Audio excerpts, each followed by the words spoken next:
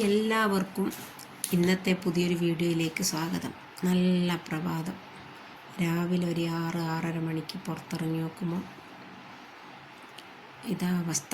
നല്ല കാറ്റ്, നല്ല തണുപ്പ്, മനസ്സിന് വല്ലാത്തൊരു കുളിർമയേകുന്നൊരു പ്രഭാതം. പിന്നെ കുറച്ച് അവിടെ ഇരുന്ന് ഫോണെല്ലാം നോക്കി അടുക്കളയിൽ വന്ന് ചായ ഉണ്ടാക്കുമ്പോൾ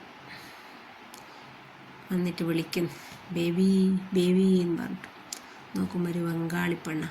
അവളിവിടെ അധികം പേരും ഒന്നും പണിയില്ലെങ്കിൽ നൂല് പിടിച്ച പോലെ ഇവിടത്തേക്കാണ് വരിക. വെറുതെ നിൽക്കൂല, ആരും വിളിച്ചാലും കൂടിയും തിരിഞ്ഞും കൂടിയും നോക്കൂല. അവൾക്കറിയാം അടിയൊന്നും നിന്നിട്ട് കാര്യമില്ല. ഇവിടെ വന്നാൽ ഒന്നുമില്ല, ഞാനെന്തെങ്കിലും അളവും പാട്ടേ അങ്ങനത്തെ എല്ലാം എടുത്തു കൊടുക്കും. അതെല്ലാം ഒക്കെ എടുത്തു വെച്ചതാണ്. പിന്നെ എന്തെങ്കിലും ചോദിക്കും, അളവ് തരുമോ, പാട്ട തരുമോ, എന്തെങ്കിലും ഇട്ടൊക്കെ ഉണ്ടാക്കുമോ, പാത്രം തരുമോ. 2-3 കുക്കറെല്ലാം ഉണ്ട് ഇവിടെ. അതെല്ലാം ഞാൻ കൊടുത്തരാം. എൻ്റെ അടുത്ത് എല്ലാവരും പറഞ്ഞെന്തിനാ കൊടുത്തത്, 3 കുക്കർ കൊടുത്താൽ എനിക്കൊരു നല്ല കുക്കർ കിട്ടൂലേന്ന്. എന്നാലും പിന്നെ നോക്ക് ചോറുണ്ടാക്കണ്ടേ. അങ്ങനെ ഞാൻ പിന്നെ അതങ്ങ് നോക്ക് കൊടുത്തു.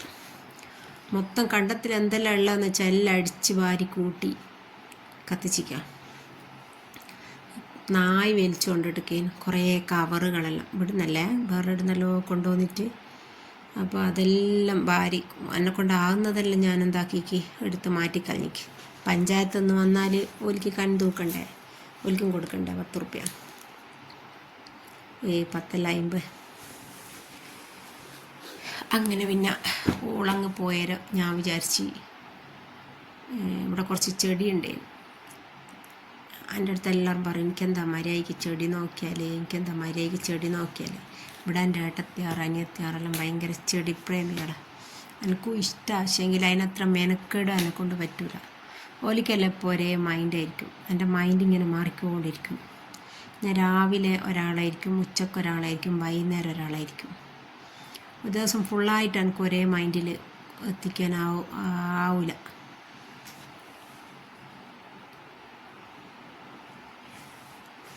കടലാസ് ചെടി ഉണ്ടായിരുന്നു. ഇതിനെ നോക്കലൊന്നുമില്ല, നോക്കിയിട്ടുണ്ടെങ്കിൽ നല്ലോണം നന്നാവും. എൻ്റെ ഏട്ടത്തിയെല്ലാം എന്തെല്ലോ കച്ചറകളെല്ലാം ജ്യൂസെല്ലാം അടിച്ച് ഒഴിച്ച് കൊടുത്തിട്ട് നിറച്ചും പൂക്കളെല്ലാം ഉണ്ടാവും. അപ്പോൾ ഞാൻ എന്നോട് പറഞ്ഞാൽ അതൊന്ന് വെട്ടിക്കൊടുക്കുന്നത്. ഞാൻ വിചാരിച്ചെന്നാൽ വെട്ടിക്കുഴിച്ചിട്ട് കൊടുക്കട്ടെ. വെട്ടിക്കുഴിച്ചിട്ടിട്ട് ഞാൻ നല്ലൊരു കവറ് കൊണ്ട് അളവ് കൊണ്ട് കവർ ചെയ്ത് കൊടുത്തരും. നല്ല തേപ്പ് വരും. ഇങ്ങനെ വെള്ളം ഇങ്ങനെ നീരാവിയായിട്ട് അതിൽ നിന്നിട്ട് പെട്ടെന്ന് നന്നാവും. ഓളൻ്റെ അടുത്ത് പറഞ്ഞിട്ടുണ്ടാവും വിചാരിക്കുന്നത് നമ്മളെല്ലാം പൈസയും കൊടുത്ത് വാങ്ങിക്കുന്നതാണ്.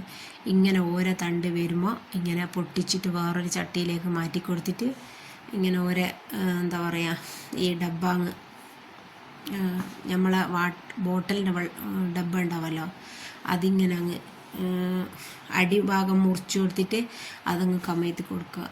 അങ്ങനെയാണ് നമ്മളെല്ലാം ഓരോ മൊത്തം ചെടിത്തോട്ടം തന്നെ. ചെടിയുടെ കാര്യം പറഞ്ഞുതരാം. എനിക്ക് ഒരു കഥ ഓർമ്മ വന്നത്. ഇവിടെ 2000 ജനുവരിയിൽ ഇവിടെ ഭയങ്കര കലാപം, നാദാപുരം കലാപം എന്ന് പറയുന്നത്. അപ്പോൾ ഒരാൾ ഓടിക്കൊണ്ട് വന്നിട്ട് എൻ്റെ അടുത്ത് പറഞ്ഞ്, ഭയങ്കര പ്രശ്നം ഇത്താത്ത, മൊത്തം കത്തിക്കുന്ന എല്ലാവരും എൻ്റെ തലയിൽ ചെടിയുണ്ട്, ഞാനിതും കൊണ്ട് എവിടെ ഓടിയാലും എത്തൂല, നിങ്ങളൊരു കാര്യം ചെയ്യുമോ, എനിക്കെന്തെങ്കിലും പൈസ അതിന് തരുമോ, പിന്നെ എനിക്കിനി ഇതും കൊണ്ട് ഇനി എവിടെയും കാര്യവും ധൈര്യമില്ല, എല്ലാവരും അടിച്ച് പോകുന്ന നമ്മളെല്ലാം പോയിക്ക് കുറച്ച് കഴിയുമ്പോഴത്തേക്ക് നിങ്ങളതിന് പൈസ വന്നിട്ട് ഇതങ്ങ് വാങ്ങിക്കുമെന്നെ. അപ്പം ഞാൻ മുളക് വിറ്റിട്ടായിട്ടും കൊണ്ടാച്ചൊരു 350 റുപ്യ ഉണ്ടായിരുന്നു. അന്നെല്ലാം 350 റുപ്യ എന്ന് പറഞ്ഞാൽ പഠിച്ചോനെ 26 കൊല്ലമായി. അപ്പം ഞാൻ 350 റുപ്യ കൊടുത്ത് ആ ചെടി മൊത്തം ഇങ്ങ് വാങ്ങി.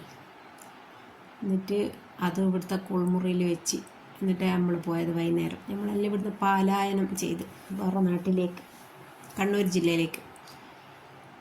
എന്നിട്ട് നമ്മൾ വന്ന് കുറേ ദിവസം കഴിഞ്ഞേരം പിന്നെ ഞാനത് എൻ്റെ ഏട്ടത്തിക്ക് കൊടുത്തു.